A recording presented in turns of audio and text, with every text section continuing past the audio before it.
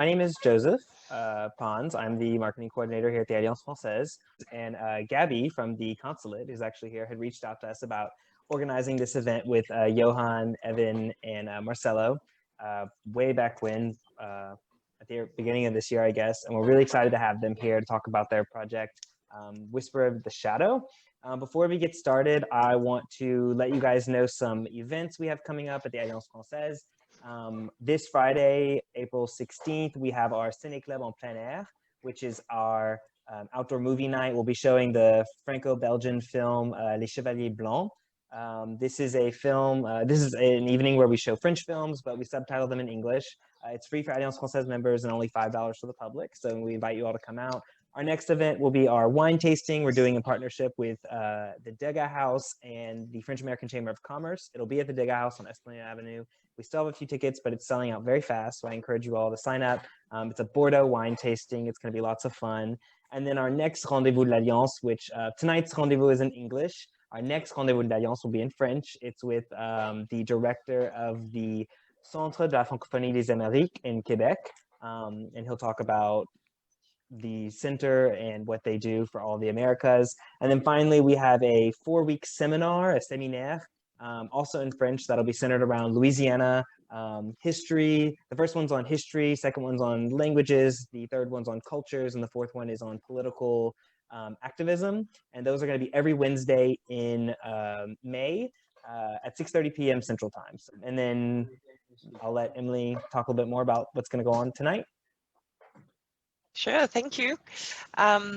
Yes, all the information, of course, is on our website, so feel free to go and go deeper into all those coming events. Again, I'm very happy to host this event with Yohan, Evan, and Marcello today.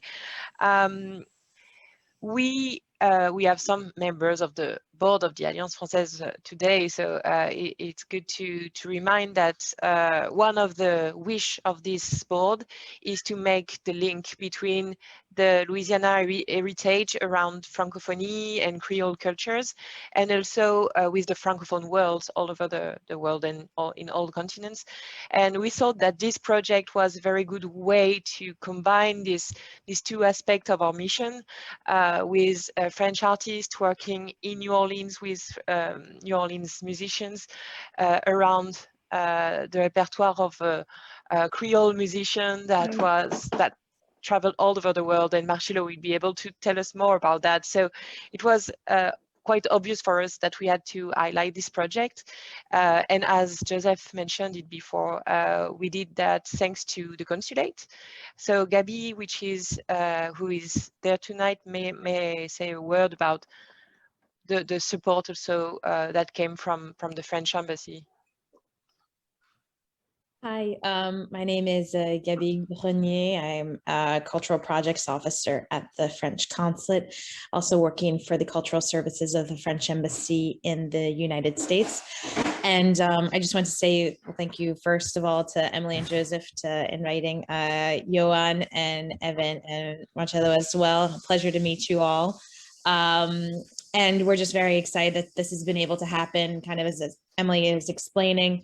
Yohan's project is really delving into kind of the history of New Orleans with kind of this contemporary perspective that we could say almost from the outside. And thanks to his travels, he's really been able to create, a wonderful exploratory link between the different areas. So I'm very much looking forward, and it's been a project that's been followed by the cultural services of the French embassy for quite some years, and was awarded a grant, if I'm not mistaken, I think in 2016 or 2017, to help with the production of this album. So very excited that, it was produced with local talent as well, and that it's really featuring, I think, the best of New Orleans and the best of the contemporary kind of French jazz and new music scene. So thank you to everyone for participating tonight. Thank you. Yes, and this project we're talking about is called A Whisper of a Shadow, and we'll begin this rendezvous all together with a short film that shows the production of this project, and which is a perfect introduction before we talk and discuss with Yohan, Evan, and Marcello. So maybe just before seeing that film, let me introduce our speakers today. So Yohan is a French musician, we said that, who has, I interpret a bit, but who has 3 passions, music, research on ethnomusic maybe, and Right. travels, because you have lived in very different countries, such as Cuba, Argentina, Uruguay, Peru, Morocco, and different countries in Europe. And of course, you stayed quite a long time here in New Orleans, working especially, and where you discovered Luis Morogolchak. Luis Morogolchak, the musician you worked working on this project of Whisper of a Shadow. So thank you very much. You're the head of this project, and you will tell us everything about it. Evan Christopher is very well known here in New Orleans, famous clarinettist, who also features in Whisper of a Shadow. Yes, there's lots to say about you, but yeah, you've worked on early clarinetists such as Sidney Bechet, Barney Vigar, Omer Simeon. My pronunciation may be very bad about that, but you'll correct me after that. And yeah, you were performing on this project, and that's very interesting to have your views on the collaboration from the New Orleans vision and perspective. Happy to be here. Thank you. And you, Marcello Piras, you are you working at the university. You are a researcher. Your bio is very long because you've done lots of things, and you are an authority on Black music. You've worked a lot on jazz and lots of essays, especially on John Coltrane, if I understood well. And you are currently working on Black influence on Baroque music and Afrocentric music history from Stone Age to present. That's right. Again, I'm doing it very short, but there's lots to say, and you'll be able to tell us more about your work It's later. fine that way. Good. Thank you very much. So we'll follow up with the film. So this movie lasts just 16 minutes, and it's again a very good introduction to this project. So I'm not waiting more than that, and sharing my screen.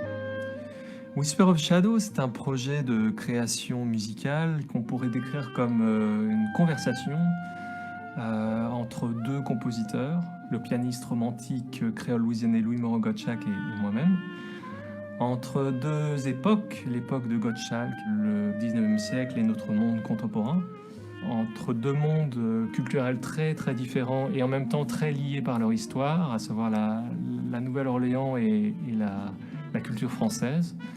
Et tout ceci inscrit dans un dialogue musical entre des artistes tous autant ancrés dans leur patrimoine culturel respectif que très ouverts sur la création musicale contemporaine, à savoir des musiciens de la Nouvelle-Orléans, des musiciens caribéens et des musiciens français.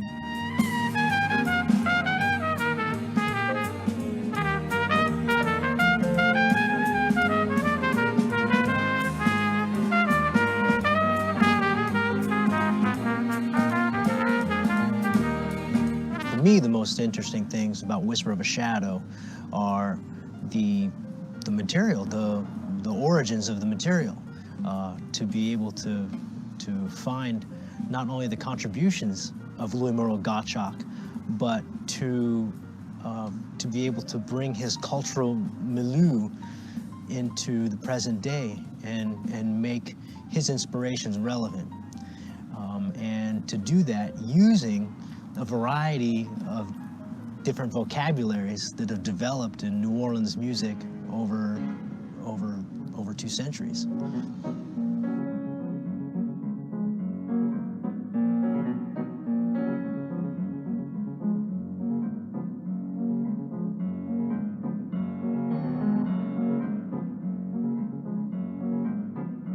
Gottschalk, c'était un pianiste et un compositeur né à la Nouvelle-Orléans en 1829, qui a grandi dans l'incroyable brassage multiculturel de cette ville et qui a finalement passé le reste de sa vie à voyager entre l'Europe, tout particulièrement en France, l'Amérique du Nord, les Caraïbes et l'Amérique du Sud.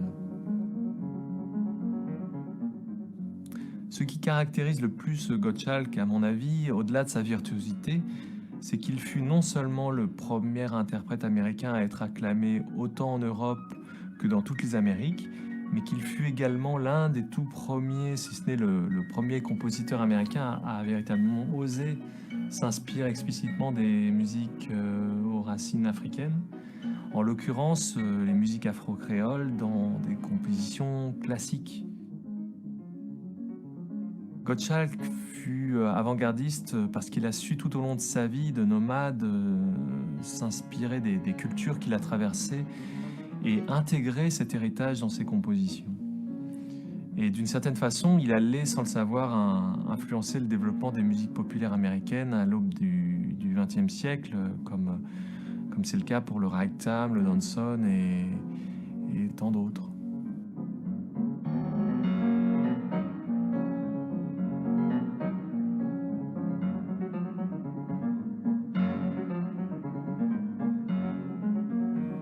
Lorsque j'étais à la Nouvelle-Orléans pour la première fois, je revenais de plusieurs années de recherche à Cuba, en Argentine, en Uruguay et au Pérou sur les traces des métissages des musiques africaines et européennes dans les Amériques. Et la Nouvelle-Orléans s'est vite révélée à moi comme une sorte de point de convergence qui résonnait avec l'ensemble des recherches que j'avais faites jusqu'alors, non seulement dans sa situation géographique, mais également par son brassage culturel foisonnant, surtout au XIXe siècle. Et c'est à ce moment-là que j'ai découvert complètement par hasard l'existence de Louis Moreau Gottschalk.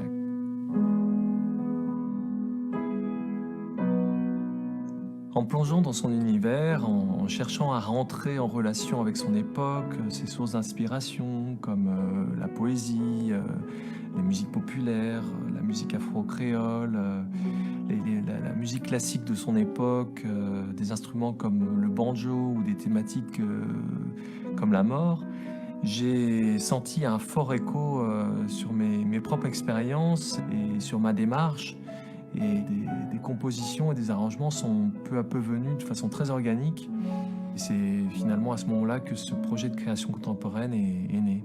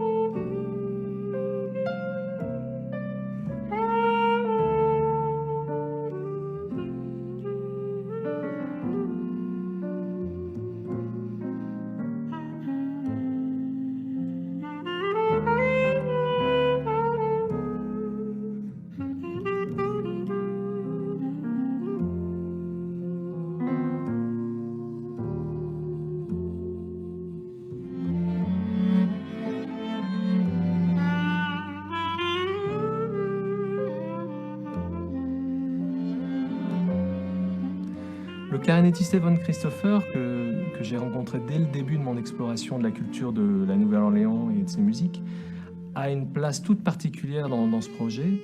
Non seulement parce que c'est un musicien que j'admire et à bien des égards nos démarches se rejoignent, mais aussi parce qu'il fut une sorte de guide à la Nouvelle-Orléans qui m'a permis finalement au long de ces années de mieux comprendre cette culture de l'intérieur et de m'en imprégner.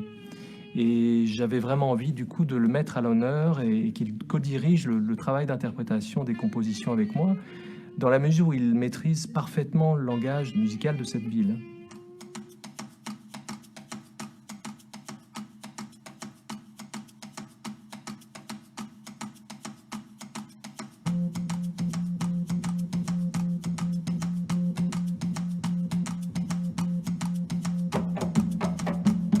Tous les dimanches après-midi, Moukade. Dimanche après-midi, Moukade. Dimanche après-midi, Moukade. Dimanche après-midi, Moukade. Et mon guinée est campé là, y'a chanté pour le bala. I think for this project, there are many dimensions to it that are relevant to the New Orleans community today, but really any community that wants to use its traditions, especially its musical traditions and history, to move itself forward.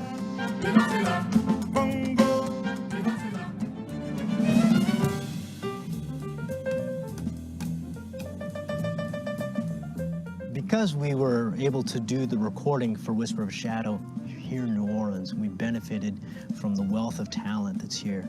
So not only do we have some of the stars of modern New Orleans music, like Roland Guerin on bass, and Herlin Riley on drums, and Nicholas Payton on trumpet, but we had other artists, spoken word artist Chuck Perkins, and sort of a lot of people that you wouldn't necessarily think of bringing together.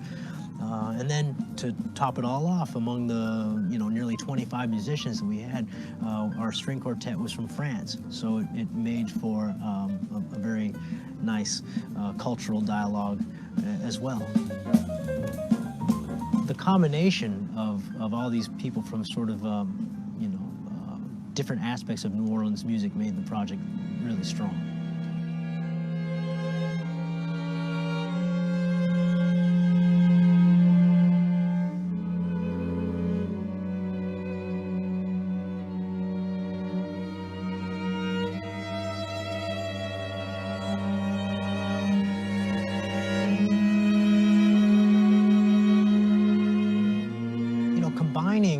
Combining so much from the European classical tradition with the vernacular traditions of New Orleans, it's not the easiest thing to do.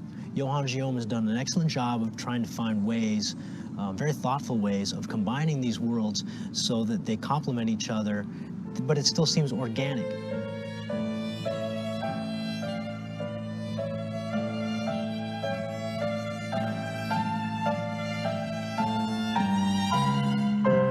Even just the texture of the strings in combination with what we're doing, it adds a layer of color and a palette of emotional vocabulary that you can't just achieve with just the band instruments. The strings really add another level of depth to the emotion.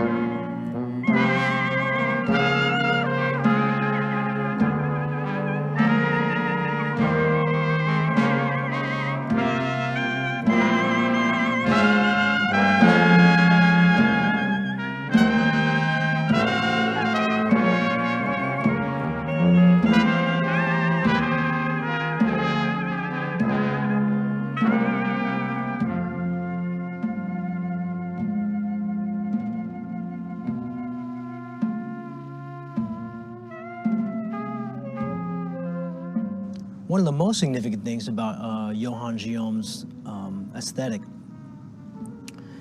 is not just the way he's looking at New Orleans and New Orleans traditions, but the way he's looking at music and its function for people. I think that's why New Orleans figures so significantly, because this is really one of the last places, at least in the United States, where the musical culture is so connected to the life of the people. If Yohan recognizes that, and it's not just about letting the world know about New Orleans, but letting the world know how to use music in a spiritual way.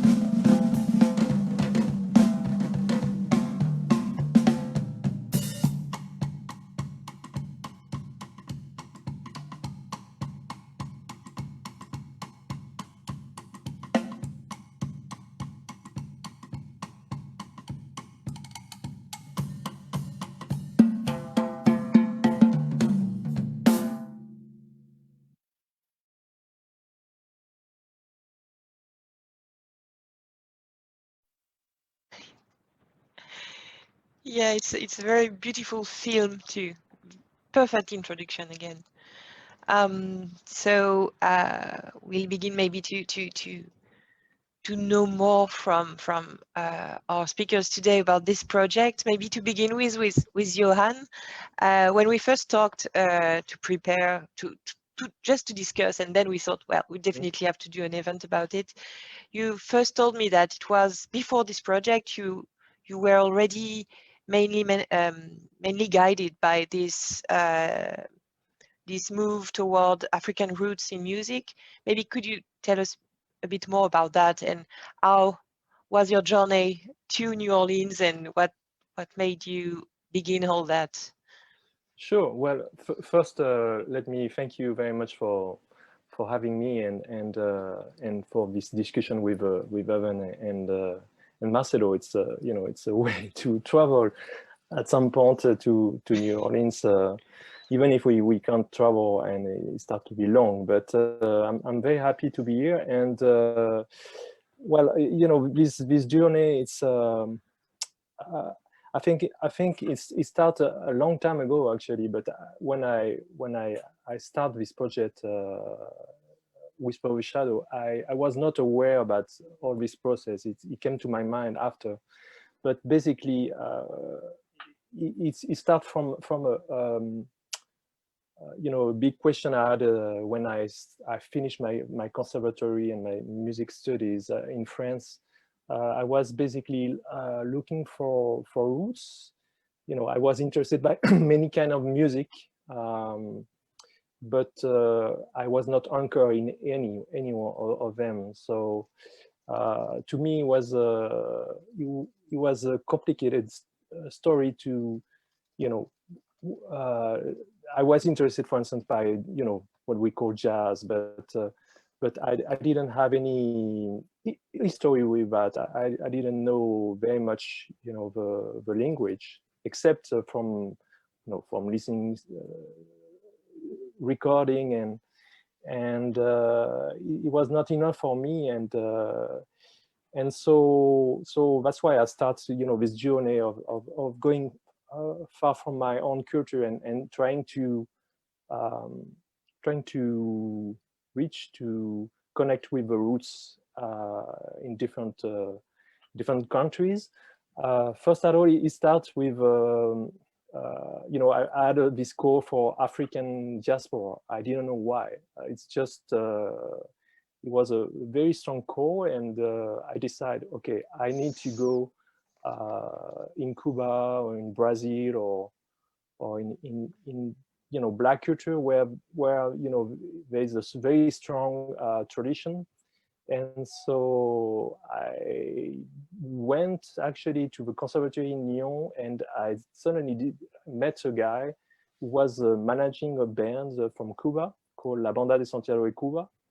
And he listened to me and he said, well, next week, why you don't go with us, you know, on tour, and you will learn, you know, Cuban music. So I did that, and then I go to Santiago de Cuba, where I live there, and I really start my journey there to understand what is behind the notes of music. You know, music is not just music. Is there's story, there's connection with life of today, and with tradition. So I was very interested by, you know, the connection with music and the environments, let's say that way. And so after that, you know, it never stopped. I was invited in Argentina by a singer called Juan Carlos Cáceres, who was a very famous singer and pianist from there.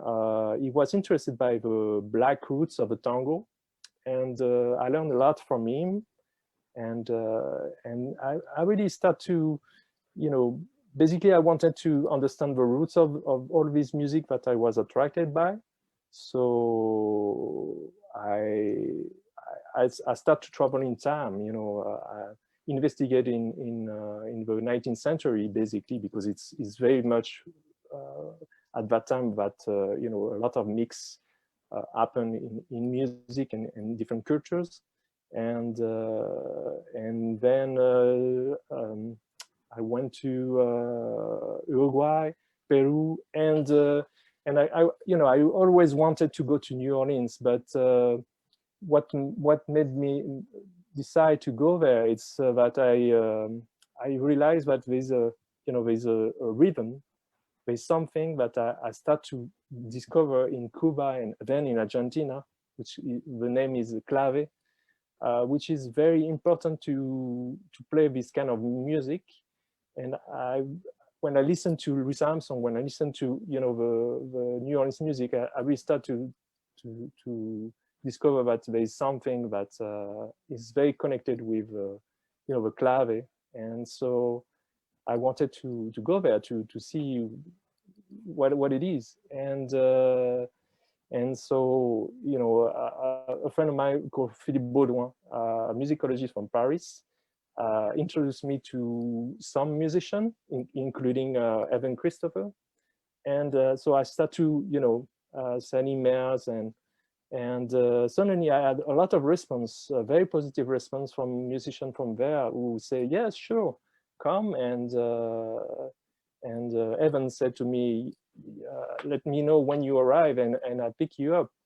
And so it was very welcome place, and I felt like when I arrived in New Orleans for the first time, I felt like, oh, okay, that sounds, you know, like home. It's a place where there is also a gathering of influences from different culture where I was before, and Yeah, but I did not pick you up. no, I know. Tell them. Yes, well, it's very interesting interesting meeting, because Evans sent an email to me. Okay, you arrive in New Orleans, and so let's meet for Mardi Gras, and so I say, okay, I will go. So I look for the address, but when I arrived around there, I didn't see any parades, you know.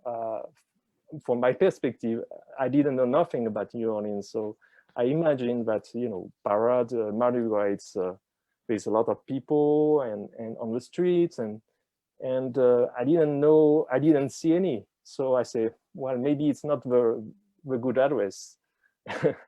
And I ask around people, and they say, you know, I was not very good in English, and so they look at me and they say, okay, well, they say over there. And suddenly I met people that were, you know, they have the face and they have the maquillage and all of that. And they look at me and they say, okay, come with us. And we arrive in a house, and they went inside the house. And so I was waiting outside. Maybe they just say hello to friends, and and then I will come with them on the Mardi Gras, right? And I you know, I wait for maybe 20 minutes, and suddenly I saw a guy, you know, coming and go to his car and pick up something like looks like a clarinet, and that's why it was Evan. So, you know, Important part is that you arrived at the house of one of the Mardi Gras Indian chiefs as he was getting ready exactly. to go out. He was putting on his suit. He was having trouble with it, so he was late coming out. But that's where you ended up. Exactly. That's the important part, is that I mean, it didn't seem like anything was happening, but there was so much happening, and then finally you come out with a suit. Exactly. That was your introduction. That was it. That's the important part. But yeah, that's where we ran into each other, just completely almost by chance. But yeah, it was yeah, and coming out the door. No, but it was I think the best introduction I could have, you know, of New Orleans, because I suddenly, you know, felt the flavor I knew in Santiago de Cuba. I felt something very very familiar, and you know, Mardi Gras Indians there's a lot of Caribbean element in it, so Black Indians. So anyway, it was the way I went to New Orleans, and then I you know, thanks to heaven, I met a lot of people. By the way, you know, the day I met Evan, I knew immediately, maybe it's a scoop, but I knew immediately that I had something to do with Evan. It was obvious to me, and he basically was a very good guy, from, you know, to show me that culture from inside, and he never stopped. So I met a lot of people, a lot of musicians, a lot of researchers, and I start to back and forth many times in New Orleans to understand better that culture, because I was very interested by, you know, all the culture, you know, not only the music, but also how the music interacts with the environment. Sure. And when did the project about Goldschalk and Whisper of a Shadow came to your mind? Well, I was doing you know, research on my topic, you know, the clave influence on early jazz. So I was looking for the Caribbean roots of what we call early jazz, and so I start to look for informations. Obviously, when you live in a culture like this, you listen to many elements, and I really start to have some answers to my research. But obviously, I went to libraries, and I met different researchers, also musicians, and I started to learn to listen to the name of Gottschalk, but I didn't know who he was. And I think the first who told me about Gottschalk was Tom McDermott, but it was around. It was appearing several times, and it was very interesting for me because Gottschalk traveled like me in different places in the world and staying a long time in different places. He also was a very curious person who tried to understand better the culture and learn from it, and try to imitate it, and doing composition on his own. And it's something that I did also, all around the journey. And his black interest, his interest for the Afro-Creole culture also is something that is similar to me. So there's a lot of things that attract me to him, and it's also kind of a way for me to combine all my experiences in once, because he went to all these places, and he also is from the 19th century. So it's a way to travel in time, and I start to have this kind of I would say conversation, but I was looking his footsteps and trying to understand better his world, and naturally the music start to come, the composition start to come from that process. Maybe to learn a bit more about Luis Moro Gottschalk and to understand more his character, to understand more your work, we can see the potato from Marcello, but I don't know if he can hear us. Yeah, Marcello, can you tell us maybe who was Gottschalk and what is interesting in his work, and how you can read his work now with Yohan perspectives and this project? Well, there's a lot of things that could be said about Gottschalk. Sure. I'm a risky guy. I could speak for weeks. So I have to accept some sort of self-censorship and try and give a general sketch of Gottschalk's personality and historical role. First of all, I would like to say that Yohan's idea is so important to me, because everything that helps people become aware of Gottschalk and his musical importance and historical importance is welcome. We must consider, first of all, that Gottschalk was, in his times, something like an international superstar. And he was popular, incredibly popular. I've been working on Gottschalk's music for a long time. I also considered the project of producing a scholarly edition of his piano music, but I ran into a major problem. There are editions of Gottschalk music everywhere in the world because he was famous everywhere in the world. There are Gottschalk pieces in Australian editions, Russian editions, in editions from Denmark, and of course from Italy. There is an awful lot of Italian editions. Gottschalk's music was being purchased and played in Italy in his times. And it left a mark on Italian musical culture. Most people, including musicologists, are totally unaware of.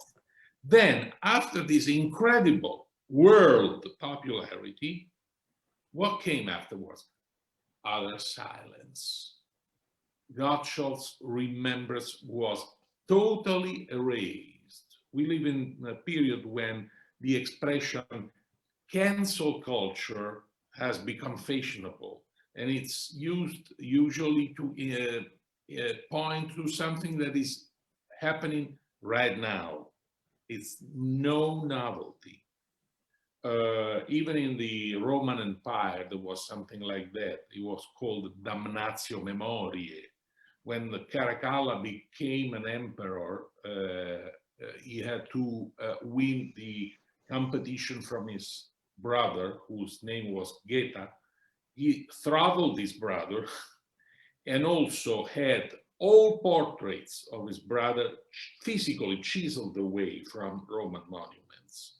Gottschalk underwent a similar treatment in the second part of the 19th century, especially in the United States, when the school of Northern composers, known as Boston classicists, managed to establish a canon in which German music was above everything, and Gottschalk was regarded as a sort of sinner, a man who toyed with such sinful things as Italian opera, Negro music, Spanish folklore, Caribbean dances, instead of composing sonatas and fugues and string quartets. Gottschalk's complete erasure from music history went on for about a century. Gottschalk died in 1869. In 1969, the first tentative catalog of Gottschalk's music was published by a musicologist called Robert Aftergeld, and that was the first spark of the Gottschalk Renaissance, which is still going on, but it's still weak because there are enormous hurdles in understanding his music, his times, his projects. There is still, I can tell you, Gottschalk's music that is unknown to the world. I know where it is, but I don't have the money to get it. Because research on Gottschalk is extremely expensive due to the fact that he was known all over the world. In comparison, a composer like Boccherini, who spent all of his life in Madrid, is very easy to research. And you can research him almost for free. This is not the case with Gottschalk. You have to go down to Buenos Aires, up to Copenhagen, as far east as Moscow, as far west as Vancouver, or perhaps Sydney. And still today, it's not easy to fully assess the importance, the relevance of Gottschalk's contribution to music history, because some of his music cannot be found anywhere or is still buried in public archives. It's still there, but nobody's researching this music. When I was living in the United States, I was one of the four musicologists working on Gottschalk. And you know, the American Musicological Society has, I think, something like 6,000 members or something like that. But you know, the damnatio memoriae, the cancel culture on Gottschalk is still going on. People are actively discouraged from dealing with Gottschalk. Once I made a presentation in Italy, and there was in the audience, there was an American scholar, some of you surely know very well, that is Bruce Rayburn. He was listening to me over there. We've been friends for decades, of course. And he said, I want your presentation about Gottschalk and his times to be repeated in the United States. And you know, he was working at Tulane University. He failed completely. He only found closed doors. The Gottschalk's figure still poses enormous questions, problems, difficulties. First off, he was an incredibly modern man. He was decades ahead of his times. We have been calling fusion certain musical genres originating from the mix of 2 or 3 musical styles for a few decades. Something like first at the middle of the 20th century, there was the Afro-Cuban bop. That was a sort of early fusion, okay? Gottschalk was doing the same thing 1 century in advance, having percussion players in slavery times from Santiago de Cuba, Los Negros Franceses, playing inside a symphony orchestra. I mean, this was shocking. People couldn't believe their own eyes. And of course, all that was so advanced, it sort of fell on unfavorable ground. The seeds that Gottschalk threw around himself were partly lost because many people couldn't understand what he was doing. When he went to Peru, he created a wonderful piece called Souvenir de Lima, in which he includes suggestions, inspiration from Quechua and Aymara music inside his own composition. He thought that the powerful Peruvian generals and politicians who were listening to his music would be pleased. They were not. They didn't want to be mixed with that stuff coming from inferior people. Gottschalk understood and only dished out variations on Italian operatic arias for those people. I mean, his ideas were decades and decades, perhaps half a century, perhaps in some case 1 century or 1.5 century ahead of his time. So now we are probably in a favorable moment to rediscover Gottschalk's message, see what he really did and really said in his music, all of it. For instance, his Spanish compositions, the music he wrote when he was in Spain, in which he explores the African roots of Spanish folklore. Those are extremely interesting. The mark that Gottschalk left in Brazil, he died in Brazil, but he had students, he had followers. Brazilian music did not forget Gottschalk's teachings. The United States did. There's an awful lot to be still discovered about Gottschalk. How to play his music. Now, most of his music, almost everything that is available has been recorded. But many pieces have been recorded badly, in some cases, very badly. One reason is they are extremely difficult. If you are expected to take 1 hour of Gottschalk music and make a CD and play and record those pieces that you study only to play them once in your life, they call for so much study, it isn't worth the candle. As a result, they are recorded pieces that should be played at 120 metronome mark.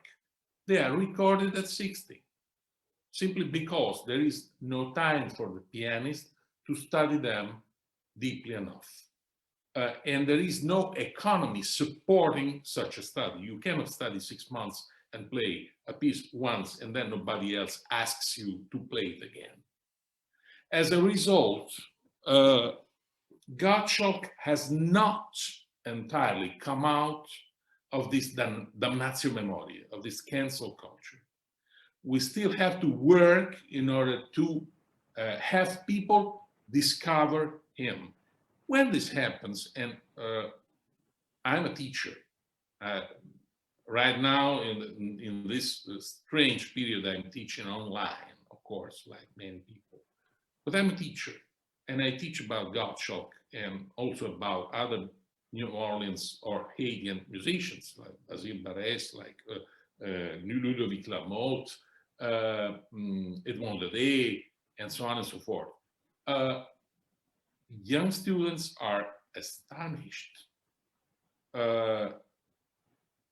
Now, even more, many students are even unaware of Jellicoe Morton. Imagine the surprise for them to discover somebody before Morton. When you put all these names together, you see this is a school. There is a genealogy. There is a local style. We know that there is something like Russian music.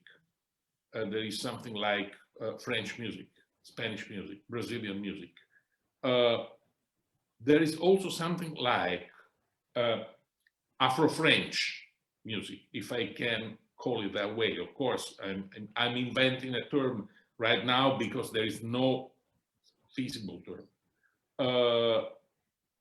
And people are starting to find that it's incredibly interesting and incredibly modern. Gottschalk is a sort of kernel figure in this musical panorama and deserves to be explored much more seriously and much more systematically than it has been done so far. Yes. I'm working on that. I hope somebody joins me.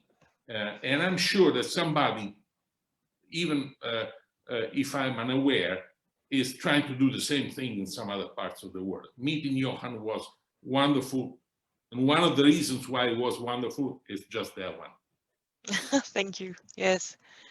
Yeah, that's interesting because what you said about Gottschalk being very modern reminds me something Evan said during the movie, in the film, that Yohan project was very modern also by mixing so much different musician with spoken word artist, with Baroque, I might be wrong, but I mean French musicians from a different background from the New Orleans artist. Evan, do you want to react on that and maybe explain us a bit more about why you choose that word to characteristic Yohan works? You know, I mean, I want to start by actually, Marcello made me realize something just in what he was saying. I think that part of the problem isn't just a rejection of the values that Gottschalk's music represents. I think part of the problem is also that we are listening with contemporary ears that have been, so this is actually Gottschalk's fault. Gottschalk's fault was that he used these rhythms so liberally, but that they found their way into every music that came after him, especially American music, right? So in a way, his exploitation of these rhythms that he grew up with in his native New Orleans, and they found similarities all over the world. He exploited these with such virtuosity that they infused all music that came after. And we, with our modern ears, have become so accustomed to those rhythms that it becomes a little bit harder for us to appreciate the layers that he was creating as a composer, because it just, I mean, in New Orleans, we'd be like, oh, all the music's like that. The music in the streets has those same layers of rhythm. So it's like, well, yeah, okay, I get it. Yeah, we do that all the time, right? So I think in a way, Marcello makes me realize that part of it is that it's almost, it's not that we reject him here, it's that it's like a lot of aspects of culture in New Orleans. I know I'll get in trouble for saying this, but the fact is that we take things for granted, including our own musical vocabularies that just are around us every day, all the way in, from the streets to the concert halls, and everywhere in between. It's around us, so we just like, yeah, I'm glad y'all making a big deal out of it, but it's just what we're doing. So to go back to your, sorry, Emily. So I just wanted to mention that because I think that's it goes to what I'm about to say, that Yohan and I, there's something that we share that I don't think he'll be proud of. And it's neither here nor there, but we share something. I didn't come here until 1994, right? What we share is an outsider status. And outsider status doesn't mean, okay, at first it means you're just trying to learn about the culture that you want to be inside of, right? But at a certain point, you sort of start to realize that, you've absorbed a lot of this, and you end up being able to articulate things about this culture that you immersed yourself in, that the people that you're around are, like I said before, are taking for granted in a way, because it's so natural. And I think the tricky thing about culture, and this, I don't mean for this to be a tangent, but the tricky thing about it is that living in the culture isn't necessarily the same thing as living the culture. Meaning, just because we are here doesn't mean that we are necessarily doing what could be recognized as promoting or passing on the values that are in our traditions, right? So this project, in a way, is doomed for that very reason, in a way. It's the most beautiful project that I've ever been involved in. And it speaks very eloquently to the importance of these elements of cultures that come to us by way of Africa originally. In New Orleans, we are ground zero for African American culture in the United States, and therefore American culture in the United States. But for the people here, we live this every day, and the culture, we don't have that same sense of urgency that you have when you put on your outsider hat. When you put on your outsider hat, you start to feel like, wow, there's some urgency here to protect this, to let it speak its full power, and that becomes a tricky thing. So for starters, Yohan and I had that common ground of our outsider status, and eventually we had the common ground of this kind of this passion for, when we recognize the power of the culture, and especially what Gottschalk saw and recognized, the rhythmic power of it. And the rhythmic power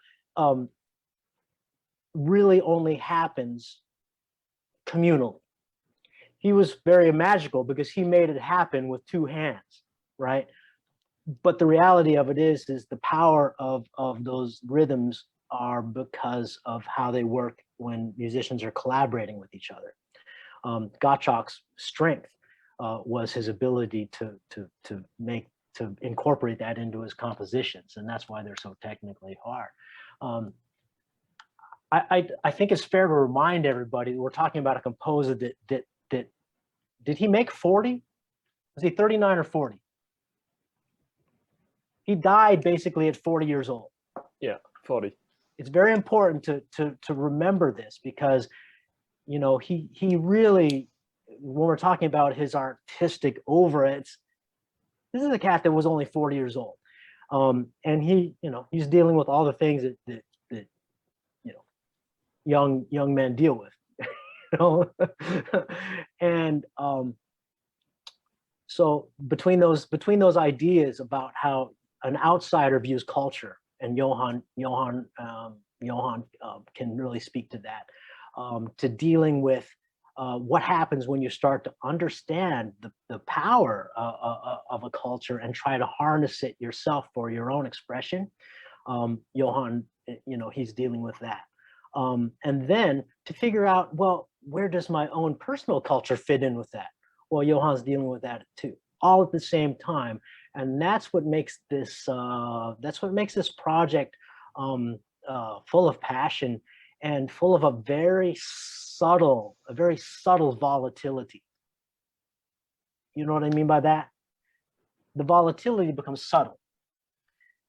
And I'll tell you why the volatility becomes subtle is because as an outsider, you don't feel like you have the voice to speak too loudly. You don't feel like it's your place to speak to speak that passionately in a way. So you find ways to disguise it a little bit, and you find ways to, in a way, protect that outsider status. It's true. So it's a magical project, but it has that tension in it. In New Orleans, we claim our diversity, sometimes very proudly, because a lot of places have lost that. Call it globalization, call it whatever you want, but so many places have lost that. But if we deceive ourselves in thinking that our differences are easy to maintain because, well, we're living them every day, our differences, we're maintaining them just by living next to each other every day. See, this is where this music speaks to all communities, because the diversities, by living that way, sometimes we fail to recognize the threats to that diversity. Right? We fail to recognize that there are threats to that diversity, because we're just living it. Add to that the problem that in New Orleans, we hold, I say we, see, this is my insider voice talking, right? My insider voice is reminding us that we hold joy of life as a value, and we express that in our music. So the tricky part about that is that, well, we're predisposed to avoid the stress of having to fight for that diversity, or fight for culture, or fight for its expression, right? It's a tension that we live with because we're just supposed to be enjoying ourselves. The idea that we have to actually have discomfort and tension and struggle to fight for that makes it even easier to kind of hide behind the idea that, oh, well, we're just living it day to day, so it's all around us and we don't really have to. And that's another reason this project is doomed, is because it's hard to embrace things that feel like they're having that fight, that they're voicing the need. And if they voice a need too strongly, it makes us uncomfortable. Yes. Yohan, she's signifying. She said, "Thank you." I'm preaching. I'm sorry. May I jump in? May I offer something? Yes. Yeah, Yohan, could you introduce yourself? Also, you're a board member from the Alliance Française. Yes, I'm a board member of Alliance Française. I'm the founder and artistic director of Opera Creole, which is a research-based company that specializes in lost works by composers of African descent, especially 19th century New Orleans composers.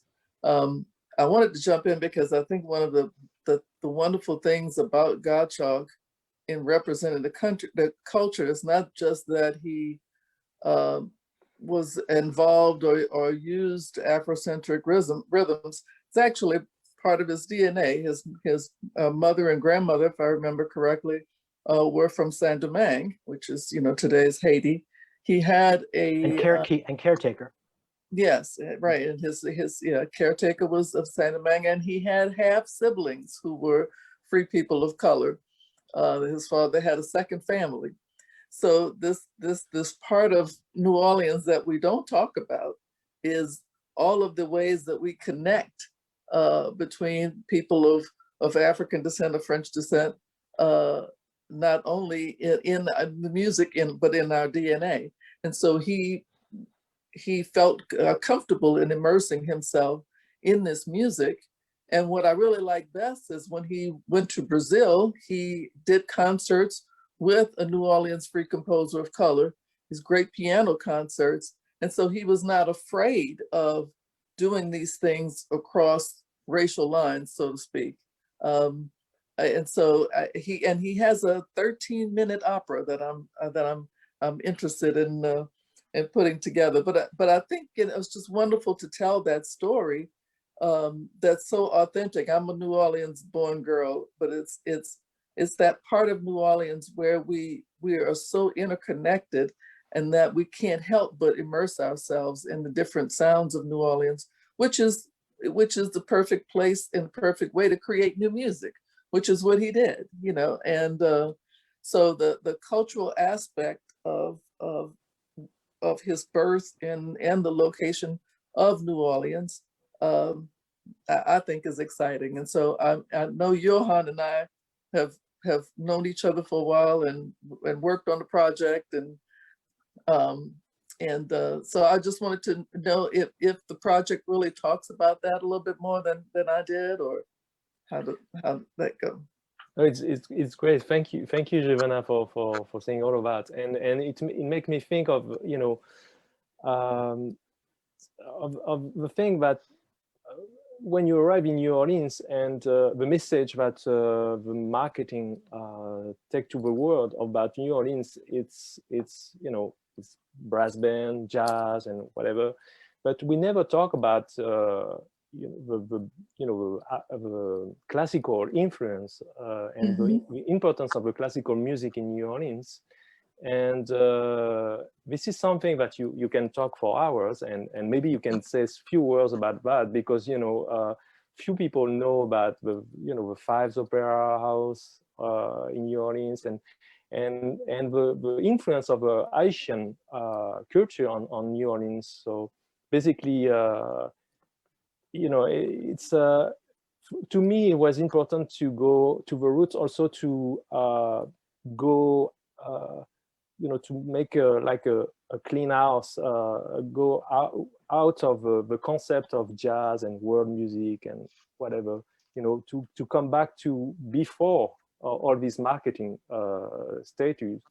And Evan also can talk a lot about, you know, the influence of for instance, the vibrato of the opera singer into the, you know, the sound of a clarinet, on the trumpet, and all the influence of all these gathering of vocabularies and mixing of cultures. So maybe you can say a few words about that, both of you.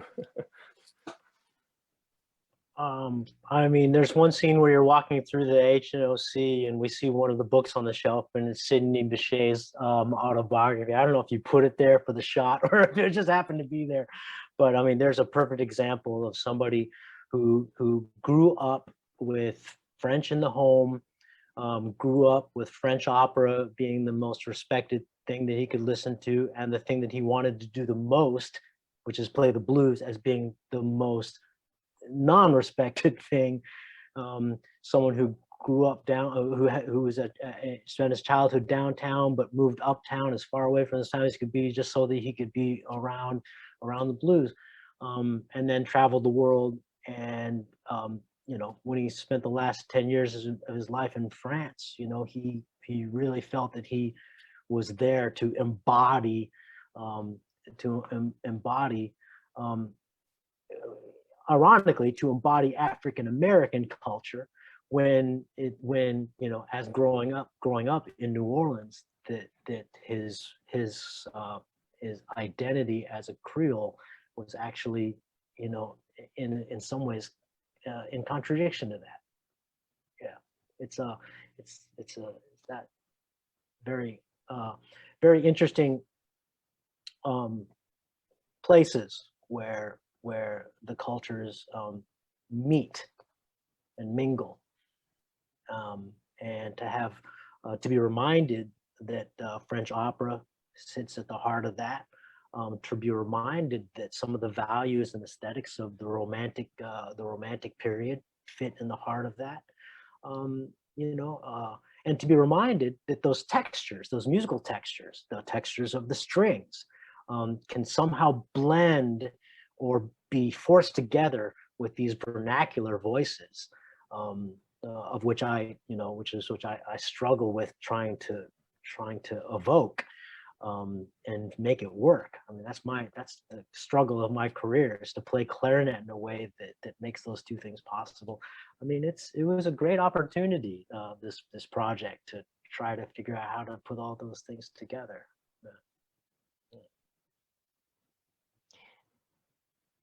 Maybe to come back to what you were saying before, Ivan, about being an outsider and how to include diversity in this New Orleans culture.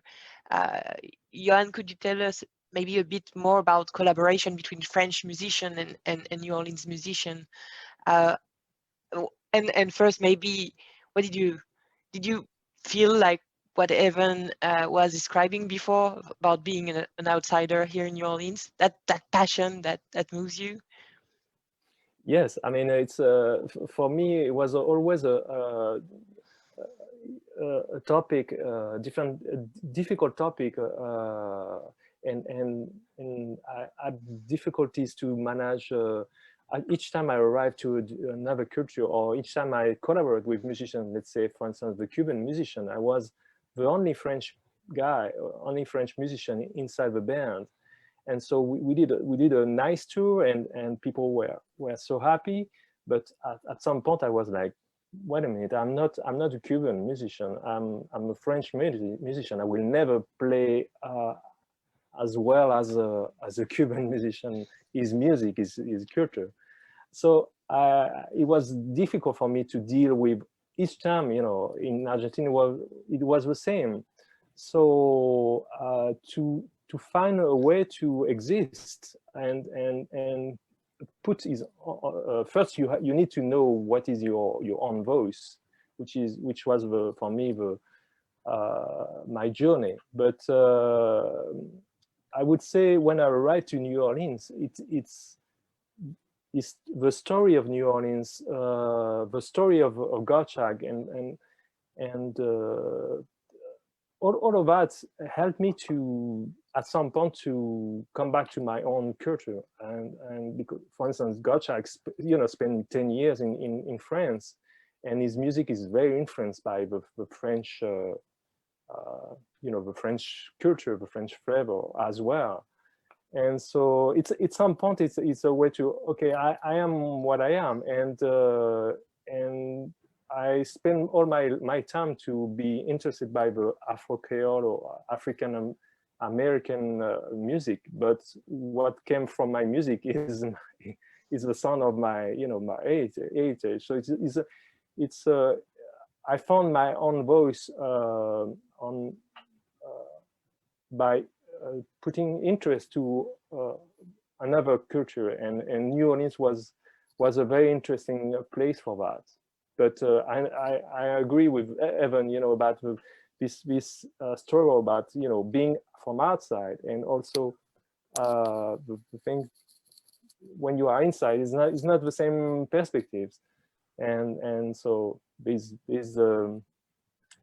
interesting point of view on the both side, and so this project is basically a way to gather all of that, and also to create a interesting dialogue between different cultures. And let's say, for instance, so we invite a string quartet from France, and it was great, but it was challenging also because of you know the music, the groove of the New Orleans music is not the same, and so the string quartet is enough. You know, they are so brilliant, but they were enough smart and humble to say, okay, we don't know exactly how to play it, so they had to relearn how to play the phrase, and I think in many ways for many of the musicians it was an experience of, you know, how we can work to each other. You muted. But they had an excellent teacher, didn't they? Herlin Riley. Yes, Exactly. Excellent teacher, exactly. Herlin Riley. Herlin Riley, the drummer on the project, is an excellent teacher. And so in a way, they were forced to basically come into the oral model. You know, Yohan could do his best to put the rhythms on the page, but they had to have it. Once they had it sung to them and demonstrated to them by musicians like Herlin Riley, then things started to fall into place. And it goes to the power of those traditions, and where they depart from the written page. Yeah. Another thing is that, you know, as we recognize in New Orleans, the musicians are not so how do you say, you know, they don't rehearse so much, because right, because the music is not New Orleans music is not it's kind of language, and everyone knows, and sometimes you know, you play, you don't know who you will play for the night, and you play together, and it works because everyone knows the codes. In this specific case of this project, it was inspired by the New Orleans music very strongly, but it was not the New Orleans music. It was something a little bit different. So the thing is, we didn't rehearse. Maybe, you know, once before the first day of a recording, but basically the rehearsal was the first take. So it was even more challenging for that. But you know, all the musicians are just fantastic, and so in some ways it was easy for that. So how was the reaction from the New Orleans musician? Because you're talking about the French that had to adapt themselves, and they had to learn about the rhythm and how to play that music. But I was in the other sense. How was it for New Orleans musician? Maybe Evan. I'd have to ask Yohan that question, because I mean, I feel like it was very clear that everybody enjoyed the process very much.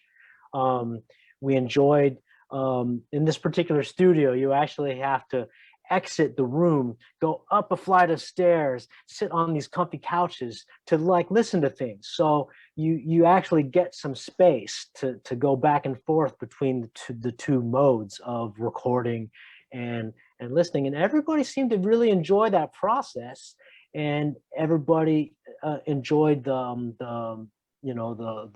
I mean, these were the days when we could still be in the studio at the same time together. Yes. But at the same time, I'd have to defer to Yohan, because I'm not sure. I actually haven't really gotten a chance to speak with anyone about the project since we did it. To be honest, I don't know what I don't know if they're asking you for copies of it, or if they're telling you how great. I don't know what they're telling you, but I have had very few opportunities. It was just sort of like a thing we did, and then everybody kind of went their separate ways, and there it was. No, yeah, it was the same for me, but no, I mean, for instance, Roland Guerin was, you know, very, very, very interested by, you know, the process, and and we had conversation after that. I don't, you know, Aaron Deal is not in New Orleans, so I didn't see him so much, but yeah, I had the same feeling, you know. It's the thing is, most of these musicians, they we choose this musician. Evan helped me for that process, and thanks to him, I met a lot of them.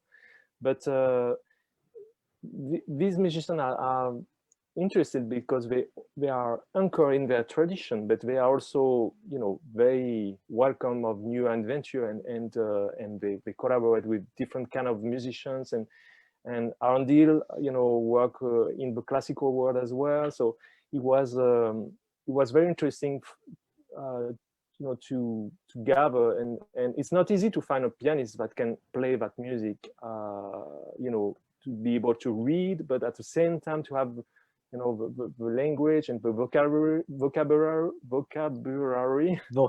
and make the transitions between the two worlds, make them seamless. Your compositions help that, but at the same time, it takes the musicians. It's a real challenge to go between those two voices in a way, and I mean that is the challenge. Right. And exactly. you also included some musicians from Martinique, if I'm right. Right, we could see that in the film. So did they come here too? Did they rehearse with everybody, or was it different? No, this short part we recorded in Paris. Because it was not easy. I mean, I'm so happy that we could bring, you know, the string quartet, and we already have a lot of people together. We record basically all together, so it was great for that, because I think we can listen to something live at some points, and not just you know, like said Evan, you know, everyone is his box, and and after that we do the mix, but yeah, we work after, and but again, it was interesting for them. I mean, they told me that they know each other.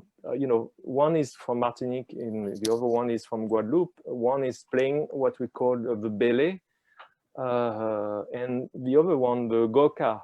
Two tradition of drums that are a connection with you know, what we could find in New Orleans, probably at Congo Square.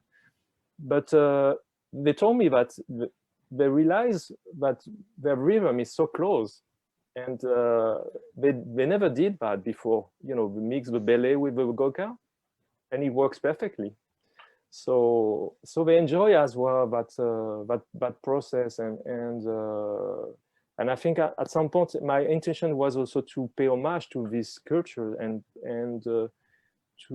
that's why I did a lot of research before to make sure that I'm on the right path. I'm not doing, you know, whatever, you know. It's yeah, I realized we didn't remind the participants that they can ask questions in the chat, or even we're not so many, so even if you want to open the micro and ask a question, please feel free. Or Givona, if you want to react to what I've been said before. And actually, I wanted to ask you and Marcello about what did you feel listening to the album or watching this film, about all you know about Creole culture and Creole music, the way that it's reinterpreted by a French musician with this string quartet, and with this musician that speaks Creole but from Martinique or Guadeloupe. What were your reaction? Well, my reaction was that at last we have proof that Gottschalk music is not just in a museum. It's still alive and can still produce new fruits and be reintroduced into a larger mainstream of contemporary music. Just because Gottschalk was ahead of his times in a sense, as I said, the seeds of his innovations were partly lost. So we are sort of recovering them, and this is good. This is extremely good. It opens my heart to hope, and it doesn't happen very often these times. Givona? What I heard, I thought was just absolutely beautiful, and it's a full circle of the origins of New Orleans, which was strong Bulbancha, African nation before it was renamed La Nouvelle Orleans, and this French influence that came in to save the city because people were, well, musically, because people were threatening to leave because of all the malaria and the, it was not a really wonderful place to live. And so now we've come back and we've reclaimed that foundation of New Orleans in something that is just so beautifully modern. And so I really like it a whole lot, Yohan, very much. It's beautiful. Have my copy coming. There is a hand raised. Gabi, do you want to say a word? Yes, I kind of have a two-part question. I think the presentation was very fascinating to get to know a bit more. The first part's more directed towards Marcello, kind of when we were talking about, or when you were speaking about cancel culture. And what I thought was interesting is the fact that looking back now with, a couple centuries retrospect, considering that Gatchuk's music could be considered quite inclusive and innovative, the fact that doors are still being closed on him, I was a bit surprised to hear that that's still the reaction to him. I thought that he might be a bit more embraced now, given kind of the climate that we're heading to, really look into more diversity-based, music, especially when it dates back to the 19th century. So it was kind of interested in hearing your perspective on as to why, and then kind of the second part with Yohan and Evan, as to why, in your experience, when you kind of were talking about these outsider perspectives, whereas Evan has kind of a foot in the door and maybe out the door as well, kind of channeling the two. When you were meeting with these New Orleans artists and the French ones, were they familiar with Gatchuk, or was it kind of like presenting to them who he was as an artist and what you were looking to do, or were they already aware and kind of like, as an outsider, what is your intention with kind of reinterpreting or dialoguing with this music? Those are just kind of the... Okay, perhaps I can answer your first question first and then leave room to Yohan. The problem with Gatchuk is that the negative judgment about him was established in the late 19th century, and it seems that there is no genuine will to reconsider that judgment. There are people who were sentenced to the electric chair and then proven innocent 75 years later, and Gatchuk is not being given such a chance, as he was regarded as outside the canon of great American music. He must stay there forever. Of course, this is a generalization because one should consider that difficulties you can find in the United States are due to this fact that I explained. The sentence was established forever, and there is no will to reopen the case. In Europe, it's quite different.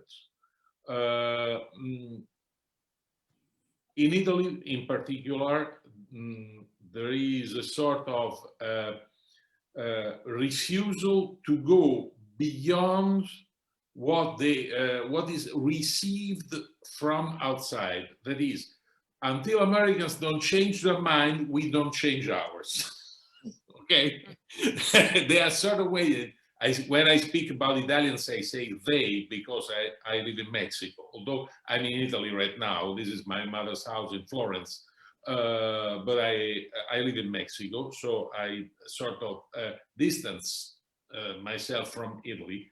And Italians say this is an American issue, And when they change their mind, we follow.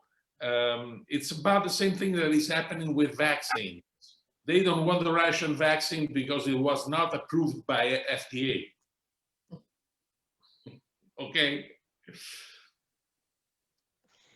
I'll say that I'm very happy to know that you know, even though as much as we like to believe it's that Gottschalk's name is a household word, we know it's not. Happy to know that now there's you know, there's 24 musicians that that are not only aware of him better, but are speaking about him. I heard Herlin evoke his name in a recent concert that he was doing virtually. So that's I don't know if that's moving the needle on anything, and I don't think you know, Marcello, I'm afraid that you know, a handful of New Orleans musicians aren't going to convince the rest of the world that they need to pay attention to Gottschalk. But in terms of the fact that we did this, I think the main thing that we proved is that we, you know, it's more like proof of concept. You know, Yohan proved that it can be done, and that the exchanges can be meaningful, and that the music can be beautiful. And you know, hopefully we can follow up with other things. Not we, Yohan and I, but I mean all musicians. I hope that more projects, and we see them. You know, Yo-Yo Ma and Silk Road Project. I mean, we see glimpses of all these exchanges. Ross Daly with his Labyrinth project. We see the exchanges, and we know that they're out there, and we know that they work, but we don't see enough of them because they don't necessarily fit the mainstream narratives and the commercial narratives. But we can't really let that hang us up too much. You know, an Italian politician used to say, in order to solve problems, it takes the time that it takes.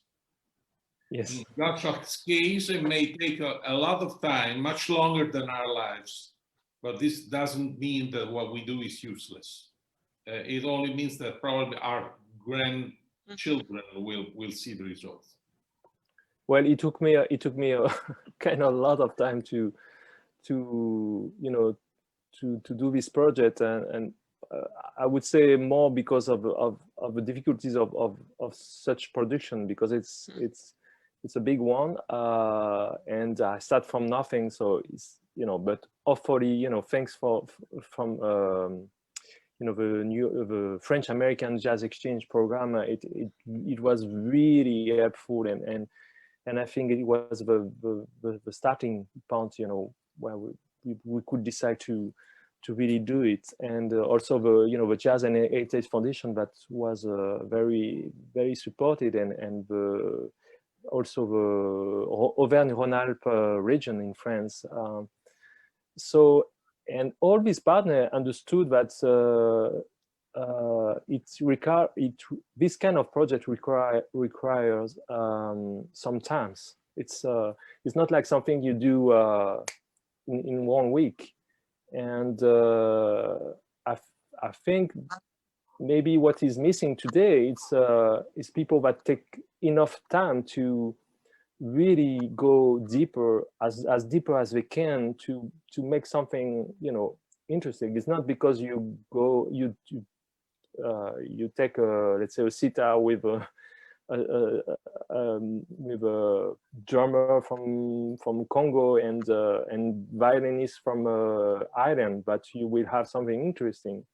You need to have something in common. You need to take times, and in my case, I really took many times. I mean, even though very well, I spent like maybe 5 years just with the heart of a researcher, just to listen to the people and speaking to me about that culture, doing research, and I think it's very much part of the process. It's not just you know, it takes time, but I prefer it takes time to have nothing to say.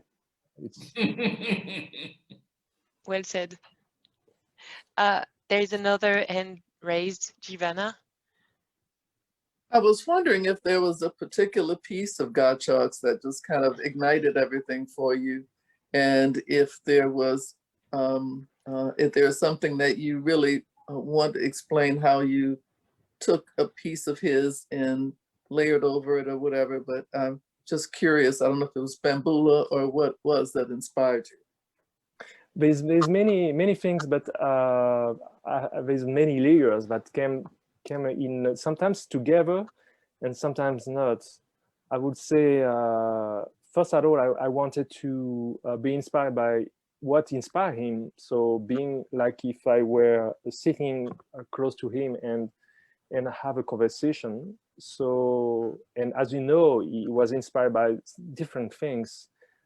First of all, during his time, you know, poetry was very present, and so I wanted to have this kind of I would say the storytelling is very much part of the project. That's why we have a spoken word performer, Chuck Perkins, and to transpose his word to the today world. So let's say, for instance, in terms of the poetry, Gottschalk was inspired by the Ocean poetry. It's a mythology from Ireland, I guess, and a lot of composer was inspired by this kind of poetry. So I transpose that word, I study that word, and I transpose it to the world of African American and New Orleans culture that I knew, I mean, from the outside perspective. And because I'm not inside, I ask Chuck Perkins to write the text for me and to do his own, you know, to put his own voice, and I think it was a good way to get something interesting. But after that, I listened to a lot of his music and watch his scores as well, and sometimes I took a short melody, like for instance Ocean, which became the Promise of Dawn. To me, it sounds like a gospel, so I went more to the gospel world. Sometimes I use, for instance, you know, the Cantatas Lacuite, the famous theme that all the people know about, which is the theme he used for his famous piece Bambula. So it's the original one is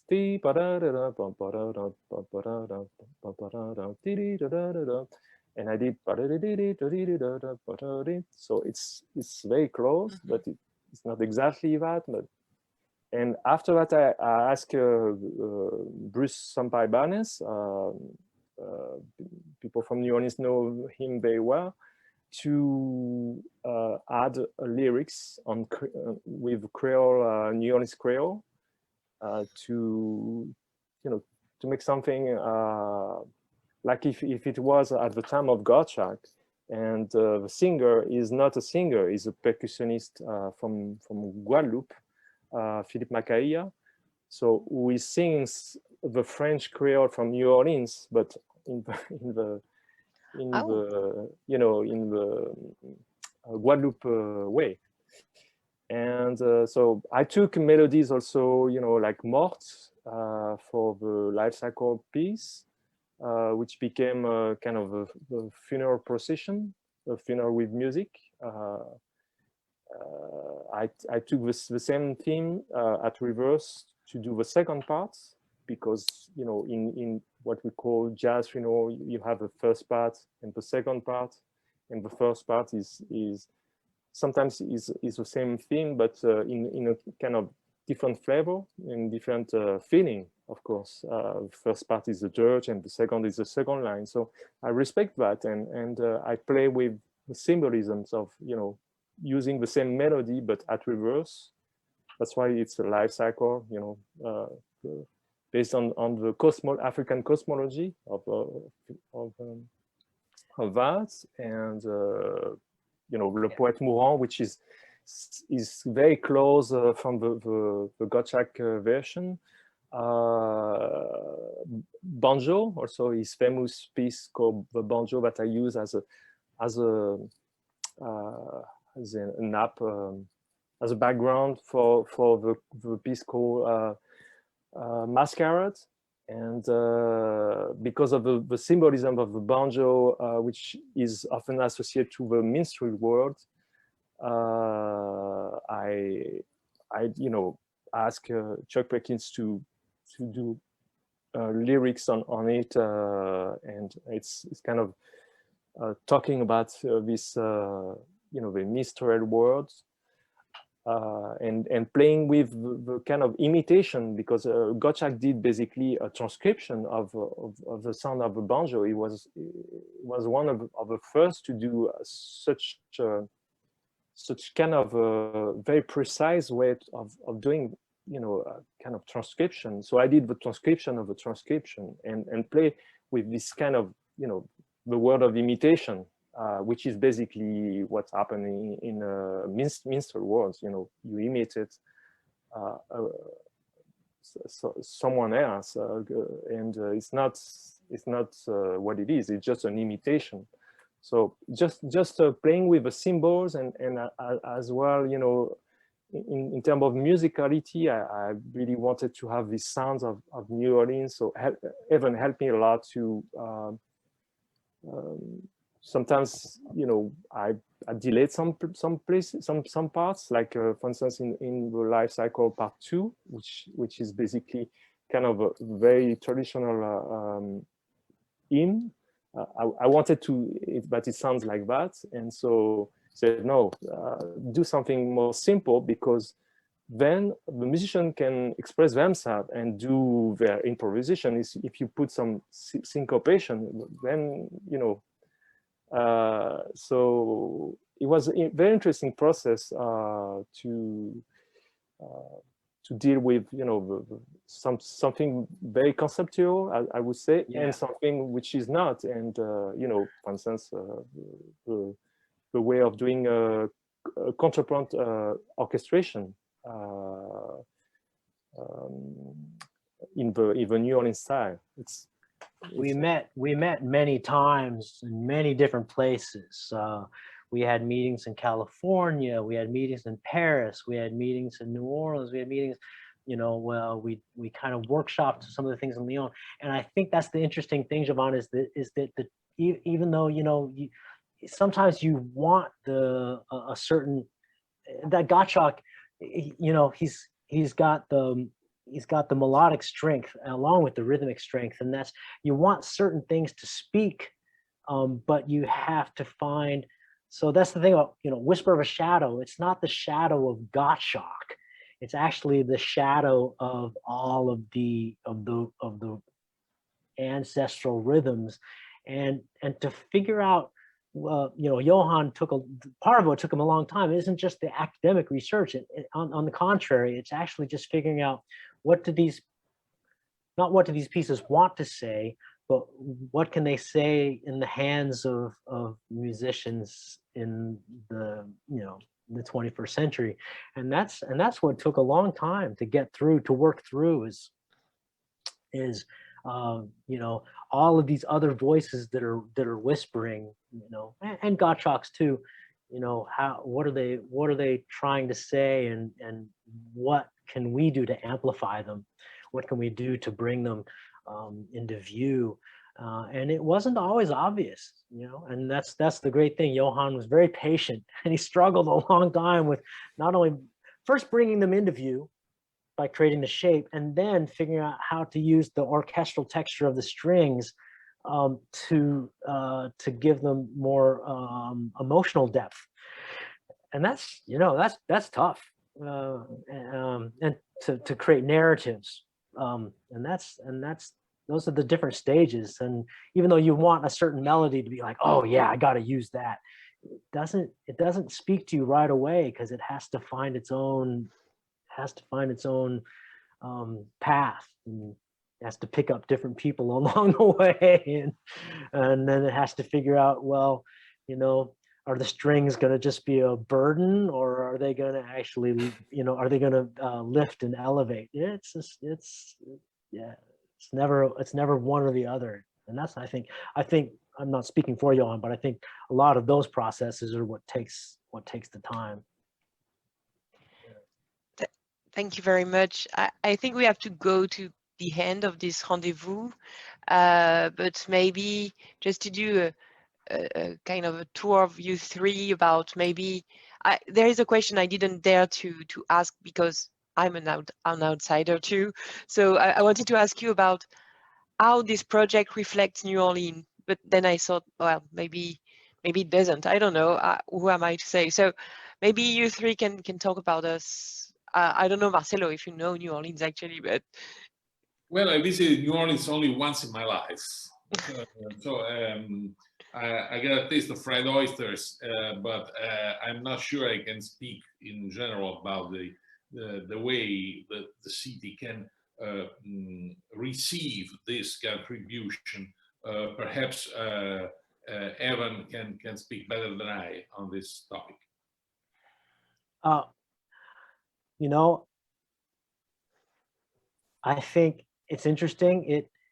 It speaks to like a couple of things I mentioned before. It speaks to the pride and diversity, but at the same time, it also speaks to an unwillingness to confront the threats. Meaning in the music where it's very easy to say, oh, look at all these things that come together, but at the same time, it's also and Yohan found a way to make the beauty just come out of it. But at the same time, the project in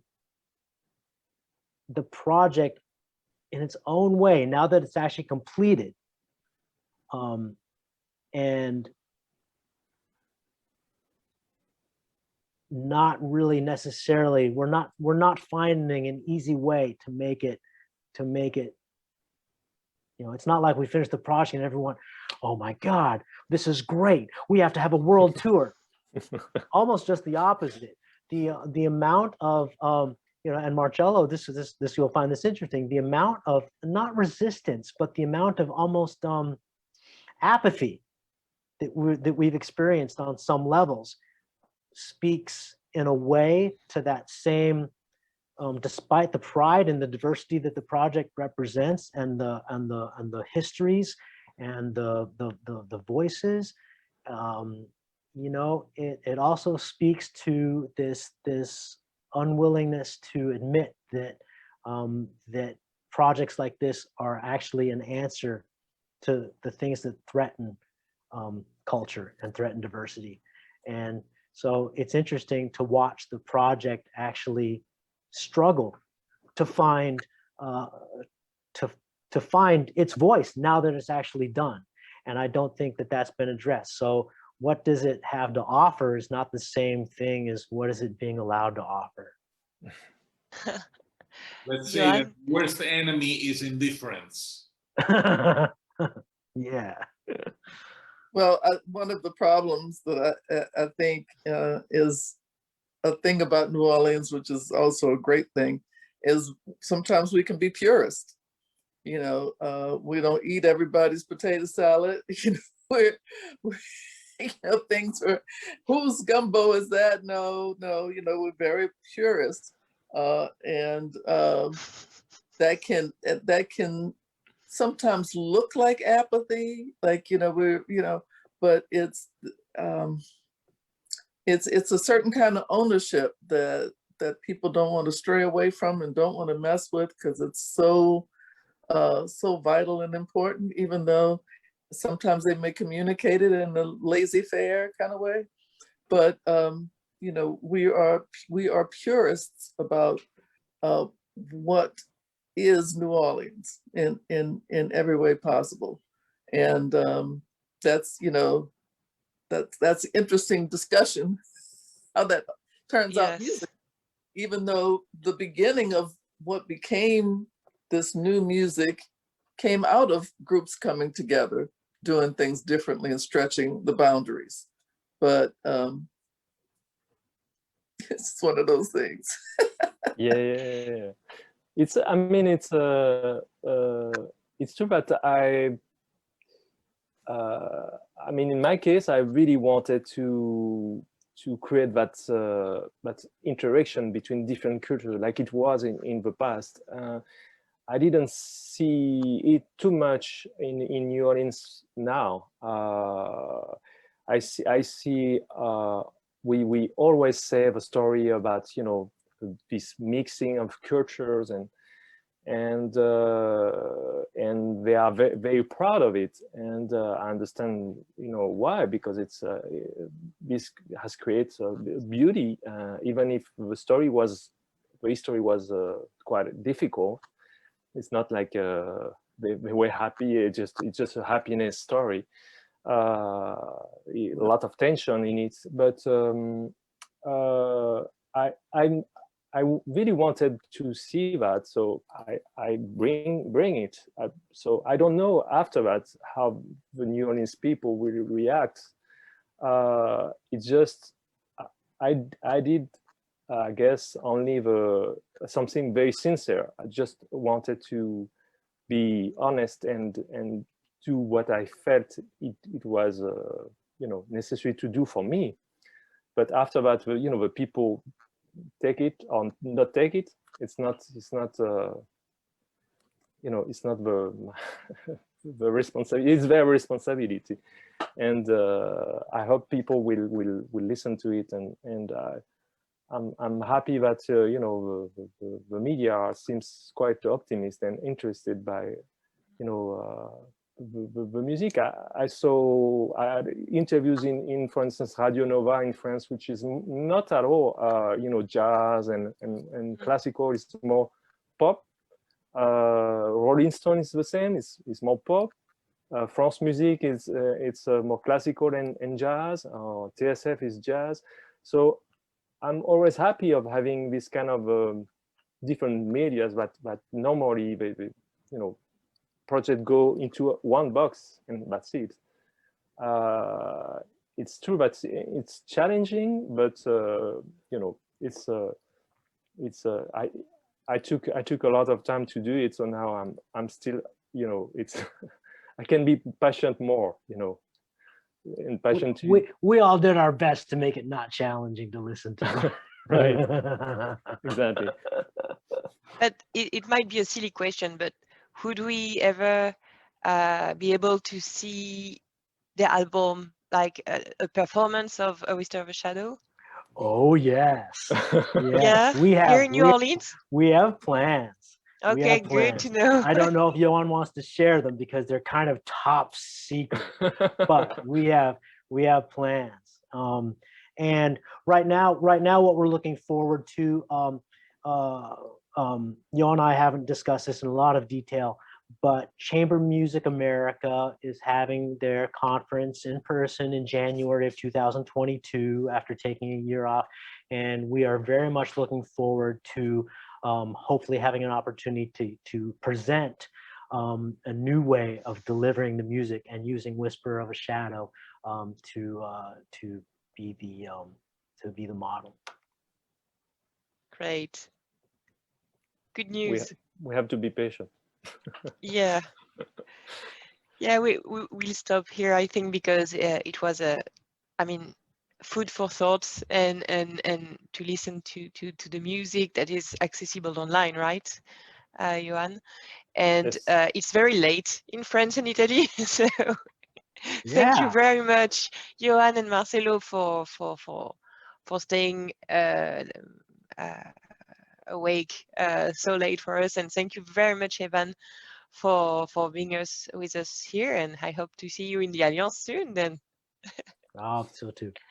Thank you, Givona, too, for your contribution and intervention. Thank you very much. Thank you. Thank you. À bientôt. À bientôt. Merci beaucoup. Thank you very much, and see you soon in the other rendezvous and all around. Win. Merci See you beaucoup. soon. Bye bye. Bye bye all. Au revoir. Bye bye, y'all.